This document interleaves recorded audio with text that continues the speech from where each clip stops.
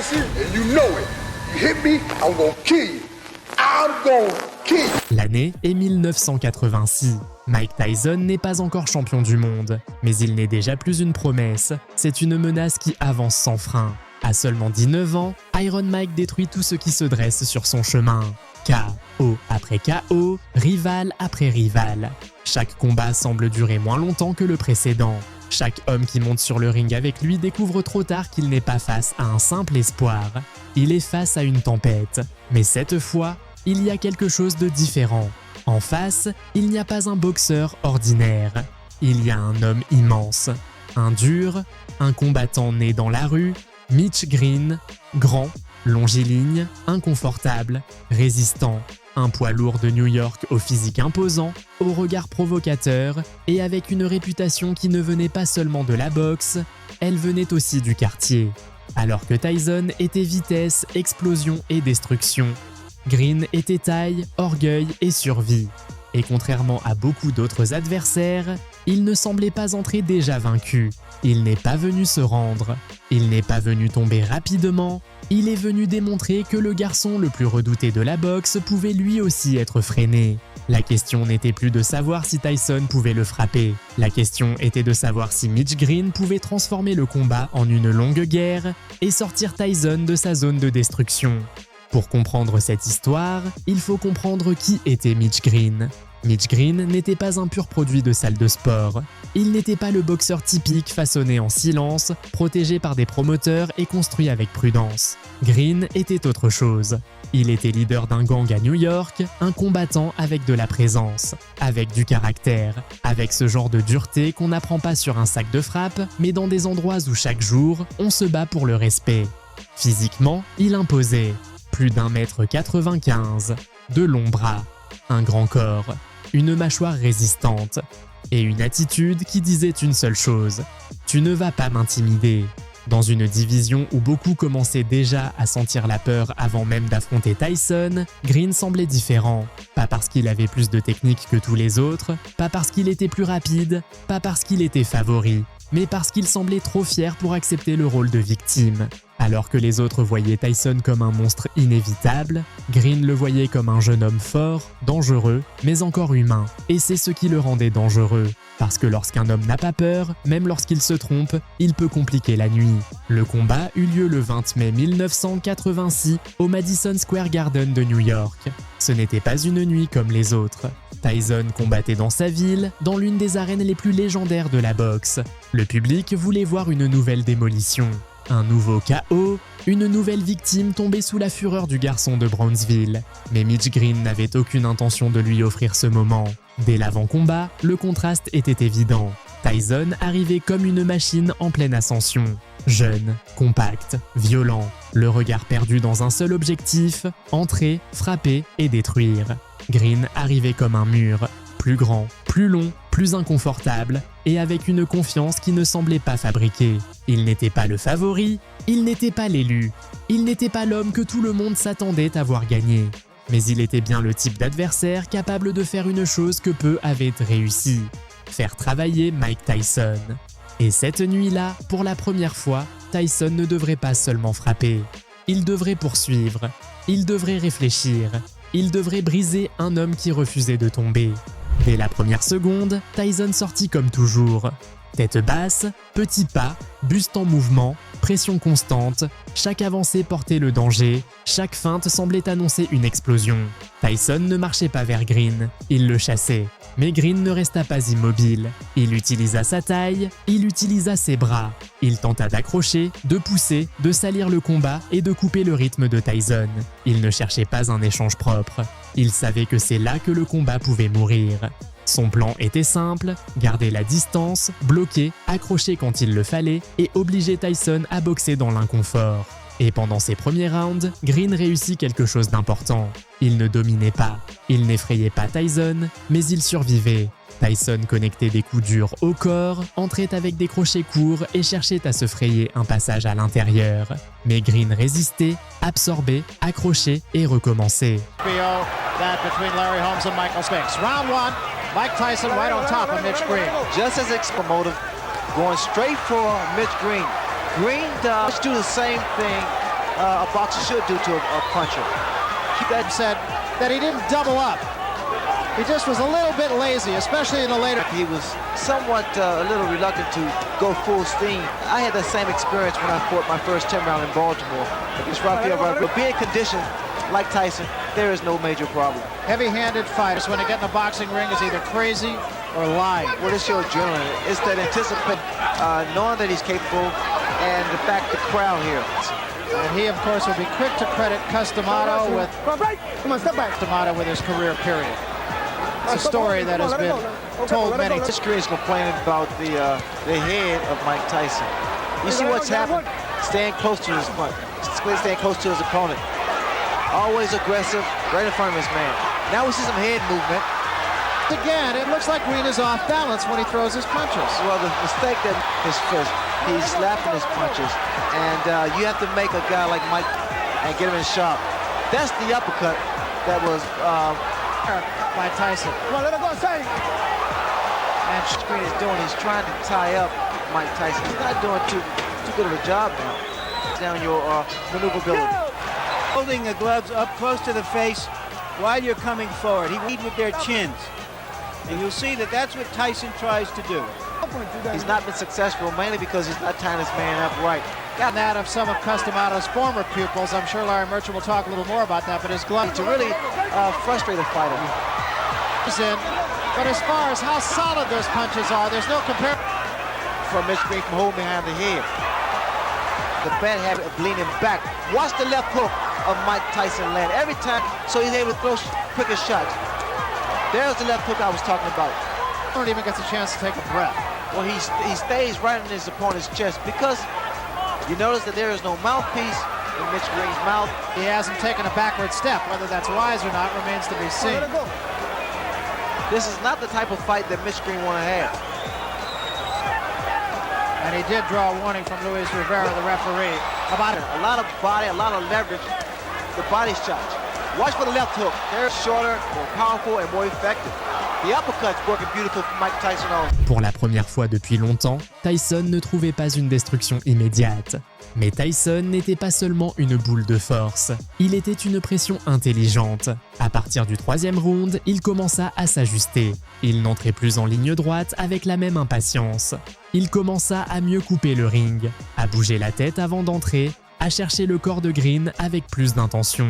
Chaque coup en bas avait un message. Il ne cherchait pas seulement des points, il cherchait à lui enlever de l'air, à lui enlever les jambes, à lui enlever l'envie. Green continuait d'utiliser ses longs bras pour freiner l'offensive. Il accrochait quand Tyson s'approchait. Il poussait, il tentait de transformer le combat en affrontement laid, lourd, rempli de pauses. Et en partie, il y parvenait. Mais il y avait un problème. Chaque fois que Tyson réussissait à entrer, la différence de violence était brutale. Green pouvait résister, mais il ne pouvait pas égaler cette explosion. Tyson frappait avec une rage sèche, courte, lourde. Il n'avait pas besoin de beaucoup d'espace.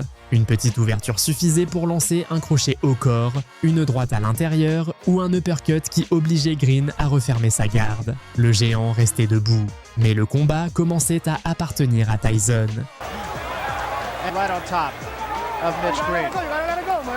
Fighting Mike Tyson's fight, trying to fight him inside, trying to exchange punch for... That's exactly what Green's corner. Green has been bleeding from inside the mouth. You know, the last fight, that situation just like this against Tillis, and he didn't take advantage of it. But is he doing... keep Mike Tyson off of those little inside shots is really busting short, less than 6 inches. Green breathing through his mouth. Hands high. He works his way in. It has a tendency to shake Mitch up. Those big broad shoulders, big arms. You have to think, Ray, that maybe the Tillis fight woke him up. Well, too, and that is that it wasn't only the mouthpiece that Mitch Green. That'll just give you an idea. He's at home. I mean, he fights with so much authority, so much confidence. Second time he has worn Green. Now Green scored with the right hand. Fighting once again Mike Tyson with that free hand. The last mouthpiece 9 times. Don't score. Is that any sort of indicative of anything in particular? Get rid of their mouthpiece. Not a smart thing to do because that mouthpiece protects you from a blow. That right hand and the left hook of Mike Tyson is very target. Yeah, in fact, that's what he says. When I asked him yesterday, what Or think. Now see, this is how I got knocked out. That free hand to the body. Au 5e round, Mitch Green montra pourquoi il n'était pas un adversaire comme les autres. Beaucoup d'hommes, après avoir senti la puissance de Tyson, commençaient à se briser mentalement. Ils baissaient le regard, ils reculaient sans plan, ils attendaient la fin. Green, non. Green continuait à parler avec son corps. Il continuait à résister. Il continuait à essayer d'imposer sa taille. Il n'était pas en train de gagner le combat, mais il n'acceptait pas non plus d'être détruit comme les autres. Et cela frustrait le scénario parfait. Tyson voulait le KO. Le public voulait le KO. Tout le monde attendait le moment où Green tomberait comme tant d'autres étaient tombés. Mais Green s'accrochait. Il accrochait quand il devait accrocher. Il bougeait juste assez. Il utilisait sa taille pour éteindre les attaques les plus nettes. Et Tyson, même s'il continuait à dominer, devait travailler chaque seconde. Since Tyson won the last round anyway. Just a second ago, to Tyson, because Tyson's going straight ahead. He's coming straight ahead. Talking to Mitch now. in the Tillis fight, he fought hard for a right hand. Big, and that wobble, Mitch Green for a second there. Fight up is to at least clear your head, or either to In talking to some of the people he fought, look at here. just left me, Ray, to be doing all the wrong things. That's very good box. Fought a guy named Au 6e round, la pression de Mike augmenta encore. Il entrait avec des combinaisons courtes. Il punissait le corps. Il remontait à la tête. Il revenait au corps. Green recevait des coups durs, mais il ne s'effondrait pas. Et c'est là qu'il devint clair que ce combat ne serait pas une exécution rapide. Ce serait une épreuve de patience. Slapping some clothes on a rock. Just nothing happens. Head back.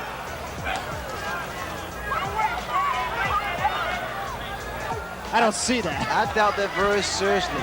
Tyson's just as strong as Mitch Green. He has a durable chin. He's taking some tremendous shots. Another big left fight. He did pace himself, and what a right hand. He's conditioned, Barry. You notice that when he goes to the body, he doesn't throw. I like the fact that Tyson used what he has. I mean, he has power, he has speed, has a up, keeping those hands high. Having gone to 10 rounds against Tillis, Ray, you could see a different fighter. About going the distance, throwing those shots, combination to the body. Au 7e round, Tyson avait déjà pris le contrôle absolu du rythme. Green ne pouvait plus le maintenir à distance avec facilité. Chaque fois que Tyson entrait, il l'obligeait à reculer. Chaque fois que Green essayait de respirer, Tyson revenait sur lui. Mais Mitch continuait à faire quelque chose que peu pouvaient faire contre lui, rester en vie. Ce n'était pas beau, ce n'était pas brillant. Ce n'était pas une démonstration technique parfaite, c'était de la survie pure. Green bloquait avec les bras, il absorbait les coups, il accrochait, il s'appuyait, il tentait de briser la continuité de Tyson. Chaque seconde qui passait sans tomber était une petite victoire pour son orgueil. Mais Tyson ne se désespérait pas totalement. Il continuait à frapper, il continuait à entrer, il continuait à gagner les rounds. Le problème, c'est que Green ne se brisait pas.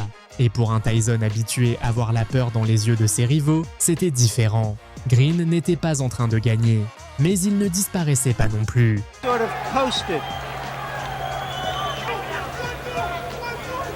This is round number 7. He's moving forward, staying aggressive, getting inside, and there again, Mitch Green is throwing his punches, not doing any damage. Rather, is this a good test, you feel, for Tyson? It's every fight more technical in the ring. Chopping right. Effortlessly. I mean, he's taking his time and just have patience, and then he comes to the head. He has to take a stand eventually. Another couple body shots. Now, using that much more than he did in his last go with Tillis. Look at the uppercuts. That Mitch Green is doing a lot of holding.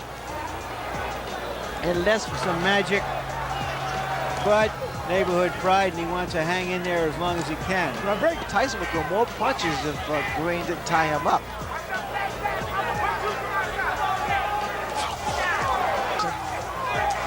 And now we see Mitch Green. He landed with a good uppercut there. His best rally of the fight right here. Look here. No. He's caught Tyson. Well, he's smiling. Tyson is smiling, but see, Green has good body shot by Mitch Green. Now we're seeing a different Mitch Green. Come on, let's go. Let's go. Let's go ahead.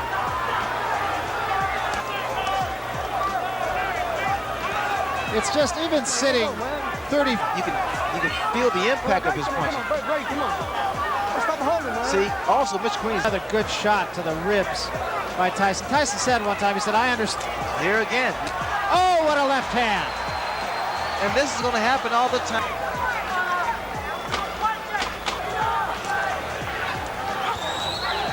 See the body? Dans les derniers rounds, il n'y avait plus de mystère. Tyson était l'homme supérieur. Plus rapide, plus précis, plus dangereux. Chacune de ses attaques avait plus d'intention que n'importe quelle réponse de Green. Chaque combinaison montrait clairement qui commandait dans le combat. Mais Mitch Green était encore là, fatigué, frappé, dépassé, mais debout. Tyson chercha à conclure avec autorité. Il pressa jusqu'à la fin, attaqua le corps, lança des coups courts à l'intérieur et tenta de trouver l'impact définitif que tout le monde attendait. Quand la cloche finale sonna, il n'y avait aucun doute. Mike Tyson avait gagné, il avait dominé, il avait imposé sa pression, sa vitesse et sa violence. Il a pris son arrogance, il a pris son défi, il a pris son image de dur. Et il l'a réduite à une seule vérité. Green était venu pour montrer qu'il pouvait arrêter Mike Tyson, mais il est reparti debout. Seulement parce que son orgueil a tenu plus longtemps que son plan. That his management wants to get him. Tyson draws a warning for headbutts. If he moves to the left or moves to the right, mainly because Tyson, he throws a looping right, Pee Wee Herman. Stop you from doing the...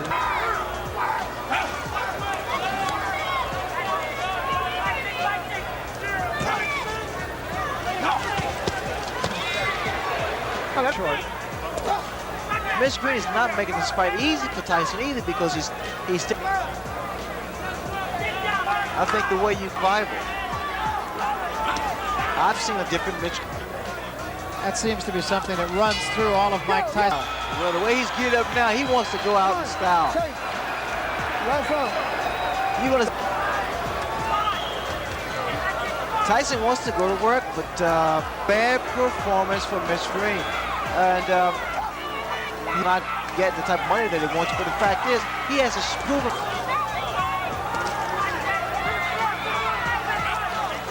Come on.